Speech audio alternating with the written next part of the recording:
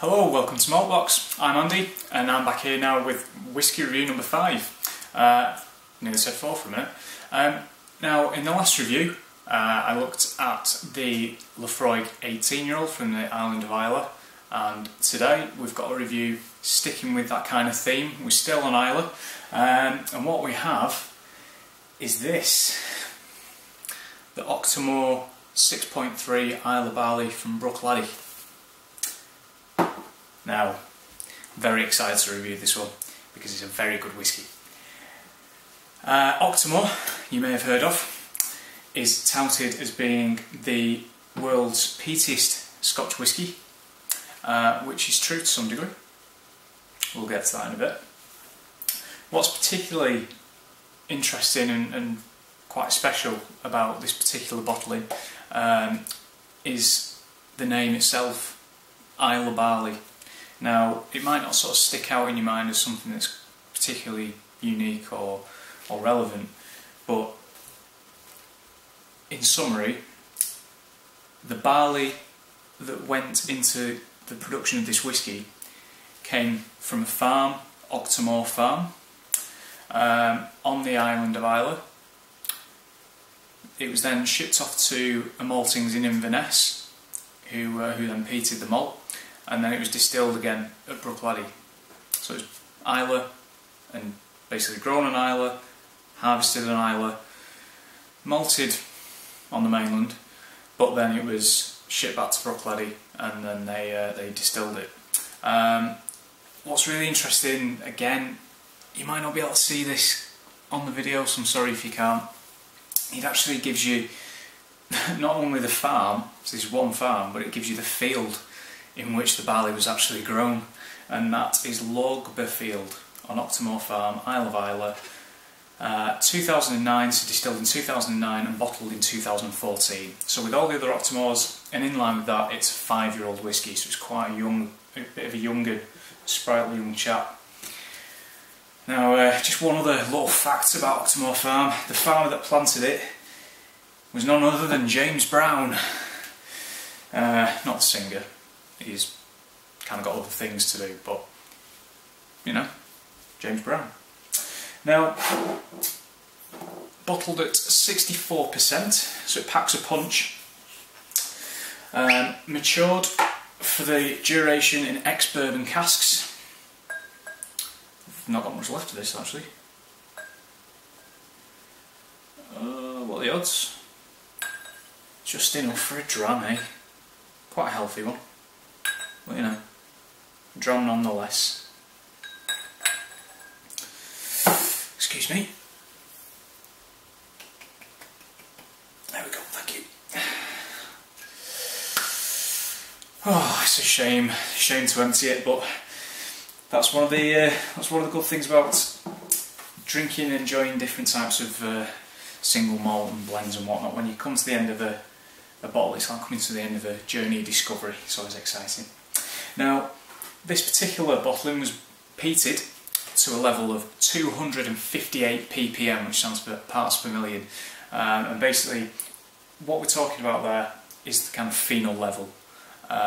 So Laphroaig, the 10-year-old, off the top of my head, is peated to around 50 ppm. This is 258 ppm. Big gap there, huge gap. Now, don't suddenly think that, oh wow, 258 ppm, it's going to be absolutely, you know, your head's going to explode as soon as it touches your lips. The ppm measurement is basically before it's actually been run through the stills. So, what's actually coming out on the other end doesn't necessarily reflect what goes in at the start. This particular bottling, during distillation, is a really slow distillation as well. Very slow distillation, which would affect the spirit in a different way to a quicker distillation. So that also adds to the character of the dram as well. Now, I'm going to give it a nose. Lovely packaging, as with all Bruichladdich range. You've got to give it soon. Now, it's at 64%. It's non-chill filtered, and another thing that I like about Bruichladdich and what they do over there is they don't add colour to whiskey. They don't feel the need to, which is a very positive thing.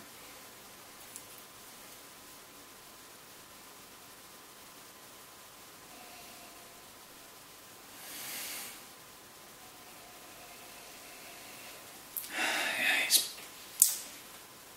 very rich, very flavourful. The predominant flavour on the nose there for me is a bit of an odd one. It's haylage and very farmyard related smells. So when I say haylage, we're talking like when the farmers have basically gathered all the hay and put them into bales and they're sort of left there for a while to feed the cows in winter later on in the year. And we're quite fortunate to live in quite a rural area, so we do get to smell that quite a lot, amongst other things, as you can probably imagine. It's not a bad smell, it's lovely, it sounds weird, but it kind of reminds me personally of being home. It's really nice, it gives those positive connotations in my mind. There's actually quite a lot of creaminess there, a lot of creaminess in the background there, sort of a vanilla note as well, and cinnamon. Bit of iodine. Sort of typical with your Islay whiskies, but I've got to be honest, I didn't actually find iodine in this previously. It's only because it's been right at the bottom and all these other flavours are coming out, I suppose. Yeah, I mean the peat's there, isn't it? It's smoky, it's in the background. I just don't think you can really discern it because it's constantly there, it's a constant presence. I mean, when I say straight away, oh yeah, farmyard smells, that's in addition to kind of like a very herbal, dry peat. And it's not surprising really. I mean, let's be honest, the amount of peat that they've probably had to, you know, get through to put 258 ppm in the barley is probably staggering. Alright, I'll give it a taste.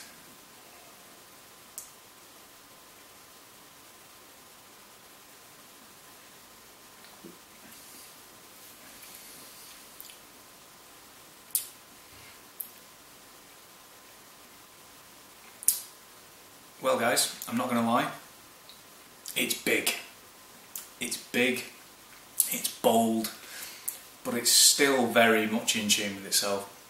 It's a well constructed, well put together, well made, honest malt whiskey, and they've done a fabulous job.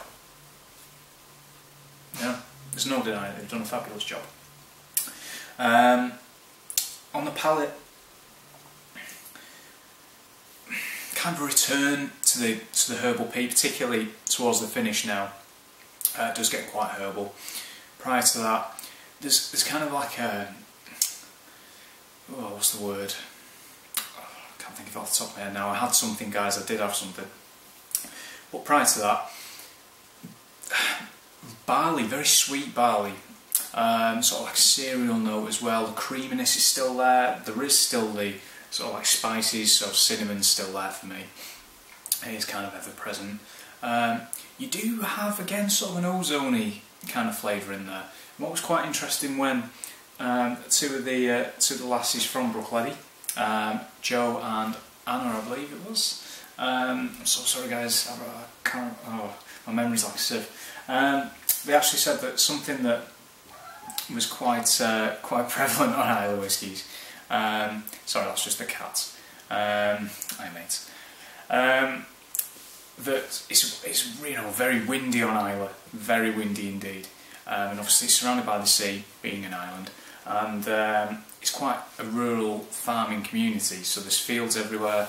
And what happens is, in these high winds, spray covers the crops. It's, you know, it goes miles inland. So if you imagine that, and then they're harvesting this and then using it to distill whiskey, to make whiskey, it's, you know, it's going to add some kind of character to it, isn't it? When you think about it, it's what? He's just a bit gutted that I finished it, to be honest with you. It's the only thing that keeps him quiet. That's where the rest of it's gone. I've not drunk it. So it's so far kind of as you expect. It's quite big, it's quite bold. But another thing that really does give you a bit of association with this is that it does kind of reflect the Islay itself, you know. It's like rugged, it's big, it's hardy.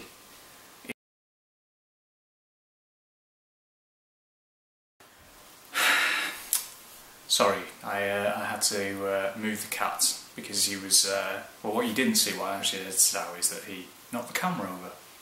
Again. Clumsy little bugger. Yeah, so what I was saying was, this big sort of association with it is kind of very representative of life on the island in a sense. And what else is quite nice is on the packaging, and it is kind of a slogan I've been using a lot of recently. We believe terroir matters. We believe in Islay, we believe in people. We believe in authenticity, we believe in authenticity, provenance and traceability. We believe in slow, we believe in challenging convention. We believe in the soul of the artisan. Now, artisan, not a big fan of that word, but in terms of the we believe in Islay, we believe in people, and the we believe terroir matters, I think that's really good. And we kind of disassociate ourselves from that nowadays, don't we? I mean, you go to the shop and you buy produce from Kenya, from, you know, the Middle East and wherever else it's come from. And it is very difficult to kind of like find local produce, to trace it back and know what you're actually having. And terroir is a very French, it's a French word. It's, you know, you find it a lot in winemaking, but it's really good that they're kind of using this in the capacity of Scotch whisky, because I think it's very, very much just as important. Enough about my rambling. Unfortunately, I don't have any water to put in this, but personally, I don't really think it adds much to it. I like it straight. I'll just keep drinking it straight.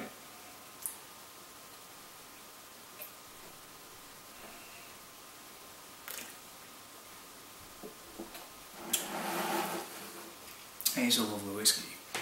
It is a lovely whiskey. I mean, the peat is strong. There's no denying it. It is really strong. It's a very peaty, smoky dram. But it does carry a lot of complex flavours with it. There's a lot of layers there. Really is a lot of layers there. Very sort of maritime flavours. You've got your herbal quality, not just in terms of like a sort of like a dry peat, but you've got kind of like a damp moss. You've got more, particularly on the palate, more savoury herbs such as oregano and ginger as well. A bit of ginger in there now. Finish, as you might expect from not only the strength but the style of whiskey, very long. Mouthfeel is good and oily, so it continues as well.